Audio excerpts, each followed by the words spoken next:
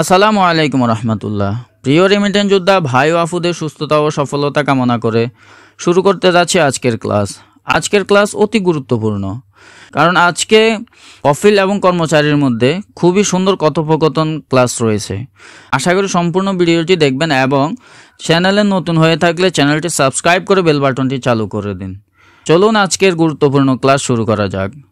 আজকের ক্লাসের প্রথম বাক্য হচ্ছে আমার বাড়িটা ভালো। এই বাক্যটিকে আরবিতে বলবো আনা বেত কোয়েস। আনা অর্থ আমার, বেত অর্থ বাড়ি, আর কোয়েস অর্থ ভালো, অর্থাৎ আনা বেত কোয়েস, আমার বাড়িটা ভালো।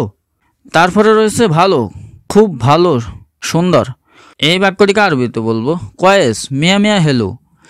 কোয়েস অর্থ ভালো আর মিয়া মিয়া অর্থ খুব ভালো, হেলো অর্থ সুন্দর, অর্থাৎ কোয়েস মিয়া মিয়া হেলো, ভালো, খুব ভালো, সুন্দর।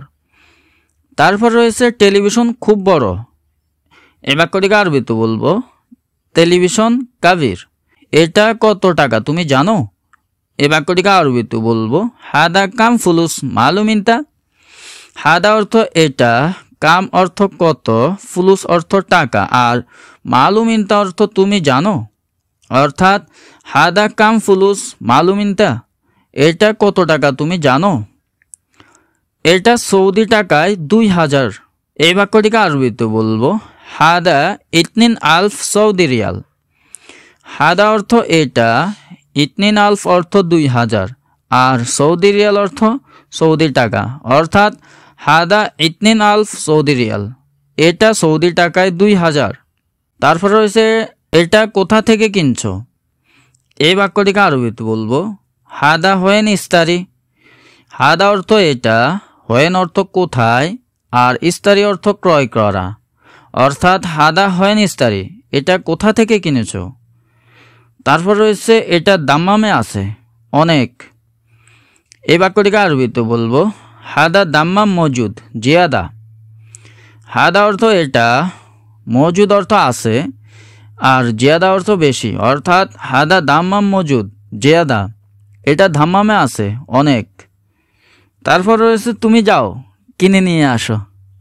এই বাক্যটিকে আরবিতে বলবো ইনটা রোহ ইস্তারি। ইনটা অর্থ তুমি, রোহ অর্থ যাও, আর ইস্তারি অর্থ ক্রয় করা, অর্থাৎ ইনটা রোহ ইস্তারি, তুমি যাও কিনে নিয়ে আসো। তারপরে রয়েছে ঠিক আছে টাকা দাও। এই বাক্যটিকে আরবিতে বলবো তাইয়েব জিব ফুলুস। তাইয়েব অর্থ ঠিক আছে, জিব অর্থ দাও, আর ফুলুস অর্থ টাকা, অর্থাৎ তাইয়েব জিব ফুলুস, ঠিক আছে টাকা দাও। তারপর হচ্ছে তুমি পানি পান করবে। এই বাক্যটিকে আরবিতে বলবো শরাব ময়া ইনতা।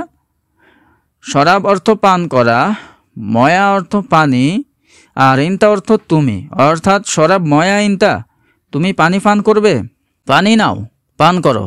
এই বাক্যটিকে আরবিতে বলবো শিল ময়া শরাব। শিল অর্থ নেওয়া, ময়া অর্থ পানি, আর শরাব অর্থ পান করা, অর্থাৎ শিল ময়া শরাব, পানি নাও পান করো।